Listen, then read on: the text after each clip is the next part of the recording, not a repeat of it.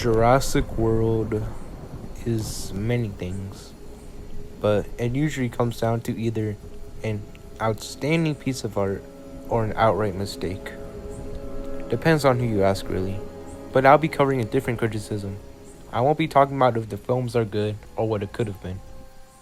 I'm talking about the creatures that make up this franchise.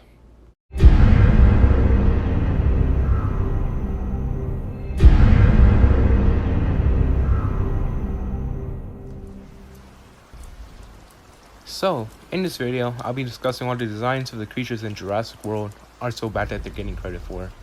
Obviously, this is about one of the mainstream criticisms of Jurassic World, and that its designs for the creatures are bad and boring.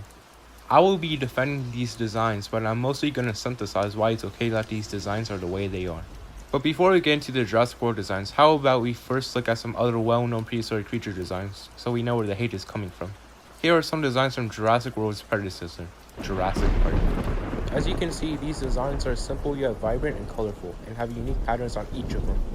It's pretty obvious why these old JP designs are fan favorites, but how about we look at some other designs that are a bit more recent. Here are some creature designs from the new hit documentary series, Prehistoric Planet.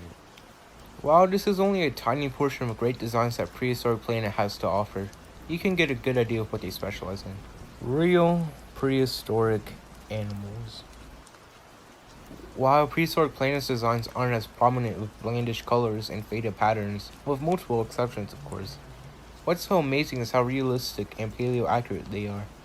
Now let's look at some of the designs that the Jurassic World trilogy has to offer. Okay, bad PNGs aside, you can clearly see that the designs are a lot more bland and overall worse than the designs we just saw. But maybe that's not necessarily a bad thing. None of these creatures were in the center of the stage. It was the main, better creatures, like the T-Rex or the Indominus and of course the Mosasaurus. Even Blue got a special design because that's the raptor you're supposed to focus on. Like, we don't need every design to be perfect. What's the point if they'll only have limited screen time and have little to nothing to do? We keep seeing this pattern throughout the trilogy, although with more and more creatures getting special attention rather than just a few. Now these next designs that we're taking a look at will be creatures with generally hidden designs that are the main focus of the scenes they're in. You've probably heard someone say that at least one of these designs are ugly or something along those lines. But if you ask me personally, I do think that all of these designs are really cool and more importantly fit into the franchise that they're in. Now that we're getting into more controversial stuff, I'm just going to say this now. The Jurassic World designs are not accurate.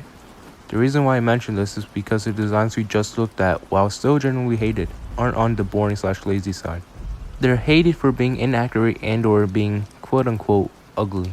But when it comes to the Pyroraptor and Baryonyx, you have to see the thought process behind it. Now I know some people might get triggered when I say filler dinosaurs aren't scary, but just look at this example from Prehistoric Planets and Jurassic World Dominion's Atrociraptor side by side.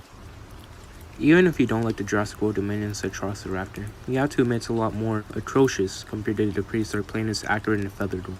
Speaking of the Jurassic World Dominion Atrociraptor, another controversial design, give them another look and find something that you like. Back to Pyroraptor, I do think it's an appropriate representation of what a Jurassic Pyroraptor would look like. And besides the face, it's perfect. And if you ask me, the face reminds me a lot of vultures. Because whenever vultures eat a carcass or something, they'll have their face feathers all plucked up and end up having a naked face. Just like what we see with the Pyroraptor. And if you're still not convinced, just look at a Pyroraptor when it gets a cool pattern and a fresh color scheme. This can also apply to the Baryonyx of its crocodile-like appearance. Baryonyx is in the family of crocodilian dinosaurs, like Spinosaurus and Sigmoimus, which name translates to crocodile mimic. So it makes sense why the Baryonyx has a croc-like appearance, and even if you don't like the sequences that the Bary and Pyroraptor are in, you can still enjoy their designs. And even if you don't agree that the animal the designs are portraying are right, doesn't mean that you can't like the designs for what it looks like. My main objective was to give you a new understanding and take of these designs, and maybe help you find a new appreciation for them. But I'm going to end the video here. I hope you enjoyed this. It is different from my usual content, but I did put a lot of effort into it and liked making it.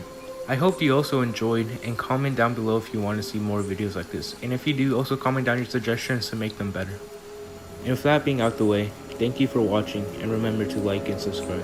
See you in the next one. Bye.